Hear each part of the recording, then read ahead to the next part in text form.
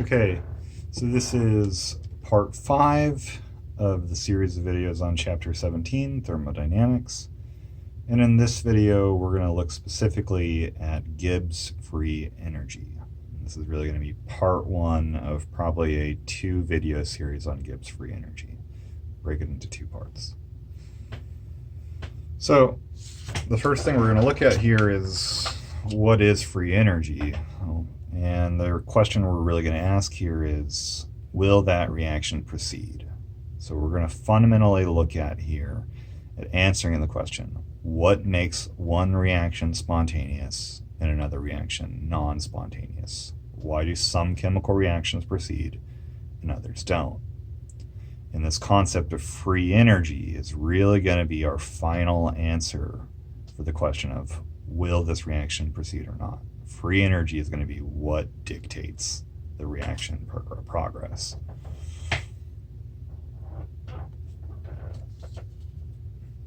And remember, when we were discussing earlier at the beginning of the chapter, if we wanted to know if that reaction is spontaneous or non-spontaneous, we have to consider both the enthalpy and entropy of the reaction.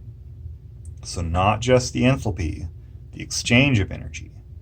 I also have to consider the entropy, which is the distribution of that energy.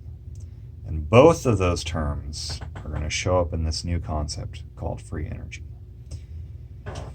So let's start off with a proof. All right. So we know that the change in entropy of the universe is equal to the change in entropy of the surroundings plus the change in entropy of the system. It's our basic statement of what is a change in entropy of the universe. Now, that's kind of important because we know that for all spontaneous processes, the change in entropy of the universe has to be positive. That's our second law of thermodynamics. So this statement here, if I can link that back to the change in entropy of the universe, that gives me an idea of whether the reaction will be spontaneous or not. But this equation here is difficult to look at because I have to look at both the surroundings and the system in order to be able to figure out if the reaction is spontaneous or not. Because I've got to look at both the change in surroundings and the change in entropy of the system to determine my change in entropy of the universe, which then I can compare to 0 and determine whether the thing is spontaneous or not. So that's nice, but it's difficult because I have to look at both the surroundings and the system at the same time. It'd be really nice if I could get rid of the surroundings and only have to look at the system and determine whether the reaction is spontaneous or not. So that's kind of nice because I know from the previous video that the change in entropy of the surroundings is just the negative of the change in enthalpy of the system divided by the temperature. So I can take this second equation, substitute that into my first equation, and I get here. So the change in entropy of the universe is equal to the negative of the change in enthalpy of the system divided by the temperature, the absolute temperature, plus the change in entropy of the system. And now I can look at changes in entropy of the universe, and I only have to look at the system in order to be looking at those changes in entropy of the universe. So I've simplified the scenario. Let's clean this equation up a little bit more. So I don't like this fraction of the temperature on the bottom here. Let's go ahead and get rid of that fraction and move this negative sign. Let's go ahead and multiply the entire equation by negative t, and that'll get rid of my fraction.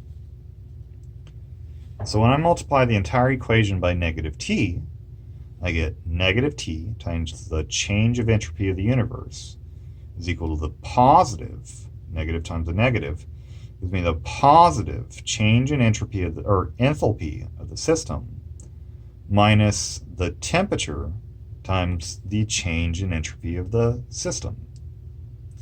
So now I've gotten rid of my fraction. And that's nice because this equation allows me to look at a new thermodynamic parameter. And we're going to call that brand new thermodynamic parameter Gibbs free energy, delta G.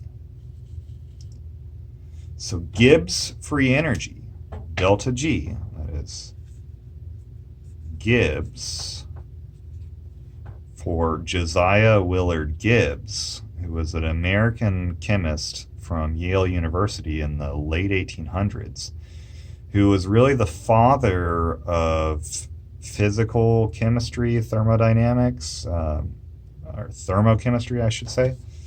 And it was his ideas that kind of revolutionized our ideas of looking at chemical reactions and allowed for the massive development of industrial chemistry. What is worthy of note is this guy forever changed the field of chemistry onward after his point, but he actually really wasn't recognized for these achievements in his times. Kind of a depressing story.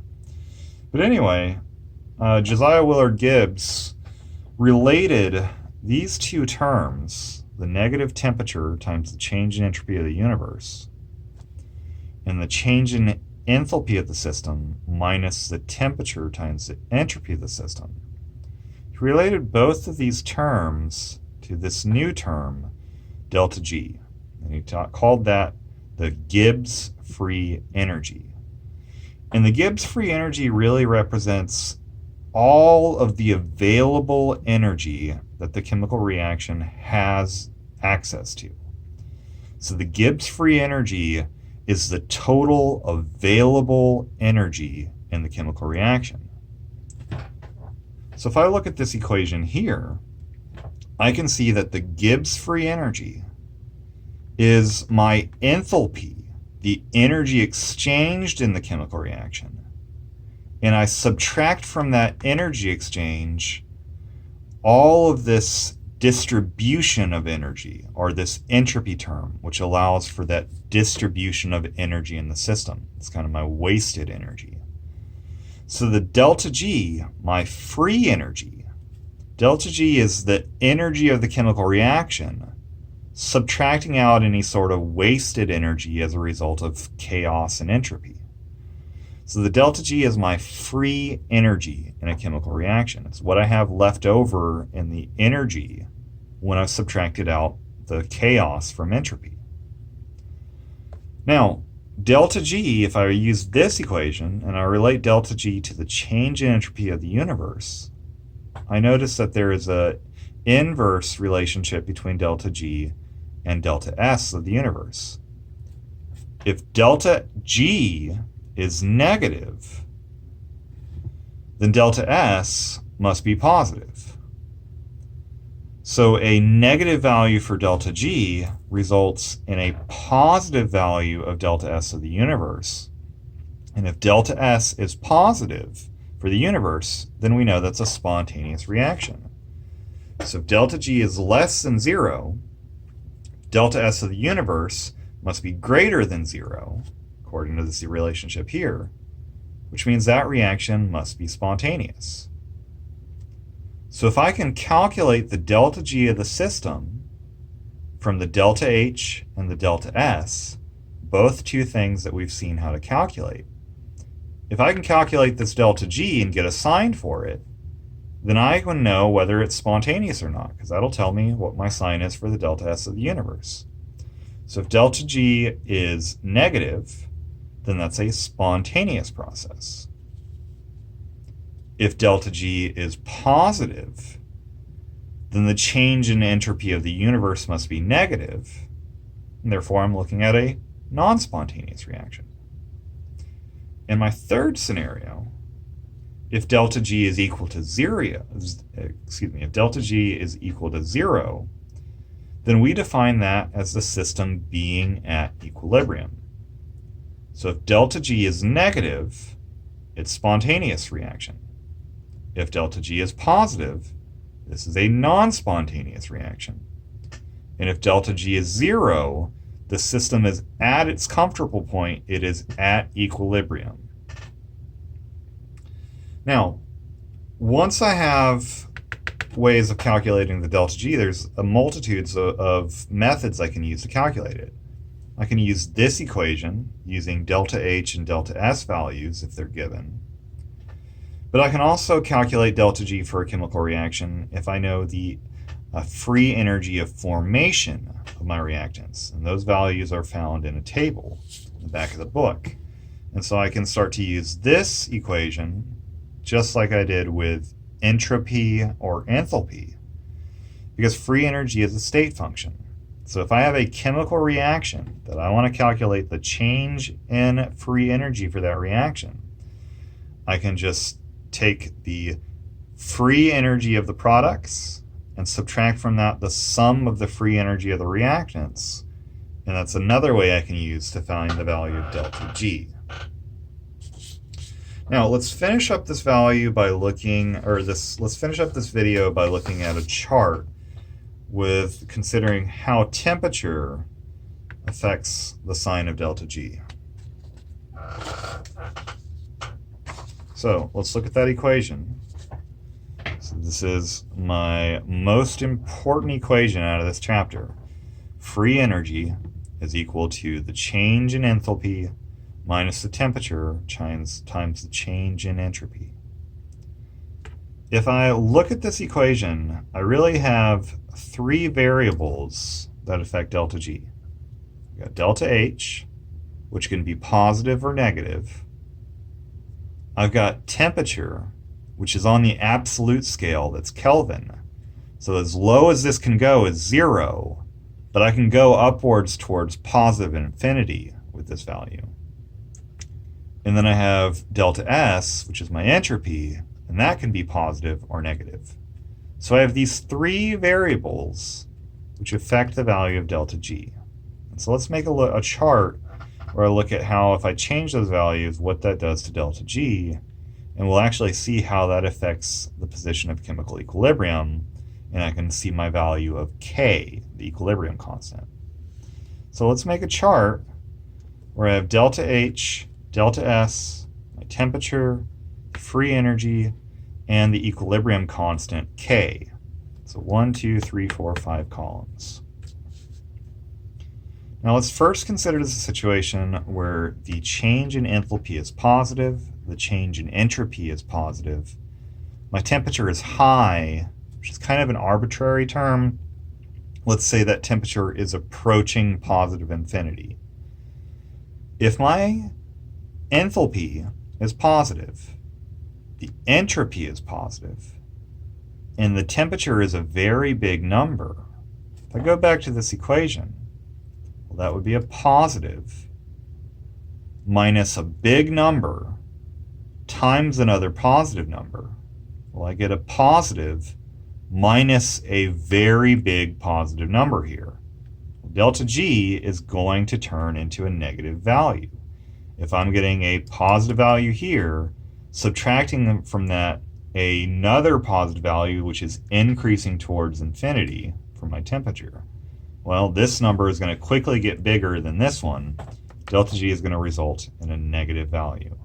So if delta H is positive, delta S is positive, and the temperature is high, delta G is going to be negative.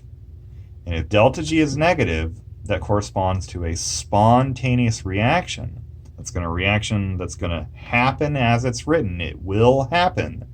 If delta G is negative, I'm favoring the formation of products, which means when I get to equilibrium, I'm going to have a lot of products there. K is going to be greater than 1, because if my reaction equilibrium favors products, K has to be greater than 1. We went over that in chapter 14. All right, let's look at the reverse of this. I've got positive delta H, positive delta S, but now I've lowered my temperature. So when I say that, I mean the temperature is getting close to 0 Kelvin. Well, I've got a positive value for delta H minus what's essentially 0 times another positive number. Well, since I'm multiplying by 0, this value goes away. And so if delta H is positive, delta S is positive, and the temperature approaches 0, well, that's a positive minus 0, which means delta G has to be positive. A positive value of delta G is a non-spontaneous reaction, which means it's not going to happen as it's written. I'm going to favor reactants at the position of equilibrium because very few of those reactants, if any, have been turned into products. And if I am a reactant favoring reaction at equilibrium, K is less than 1. Goes back to chapter 14. Let's switch up our delta H's. Now, if delta H is negative, delta S is positive, the temperature is high, I can sub these in like I did with the previous examples. I have a negative number minus a positive number, which is getting bigger and bigger because my temperature is approaching infinity. A negative number minus a very big positive number is going to be negative. So delta G is going to stay negative here, which is spontaneous. I favor the formation of products. The equilibrium constant, K, is greater than 1. Delta H is negative. Delta S is positive. But T approaches 0. So I have a negative value minus something that's a functionally 0 because I'm multiplying by something which is basically 0. So a negative number minus 0 is going to stay negative. So I'm going to be a delta G is negative, which is spontaneous. I'm going to favor the formation of products. The equilibrium constant is greater than 1. And let's quickly go through it. Negative delta H, negative delta S at a high temperature. If I plug these in, I get a positive value for delta G, which means I'm non-spontaneous. K will be less than 1. Negative and negative at a low temperature results in a negative value for delta G, which is spontaneous. The equilibrium constant is greater than 1. Positive enthalpy, negative entropy at a high temperature results in a positive value of delta G, a non-spontaneous reaction. Equilibrium constant is less than 1. Positive, negative at a low temperature gives me a positive value of delta G and a negative or a equilibrium constant that's less than 1. So I've got 8 rows on this chart right here. There's actually a pretty easy way to look at this. We can simplify it. At low temperatures, delta G is always going to be the same sign as delta H. So whenever my temperature is low, delta G is the same sign as delta H. At high temperatures, delta G is always the opposite sign as the change in entropy, delta S. So when my temperature is high, delta G is always going to be the opposite of the delta S sign. So at a high temperature, if delta S is positive, delta G has to be negative. And that sums up this video, part 1 for Gibbs free energy.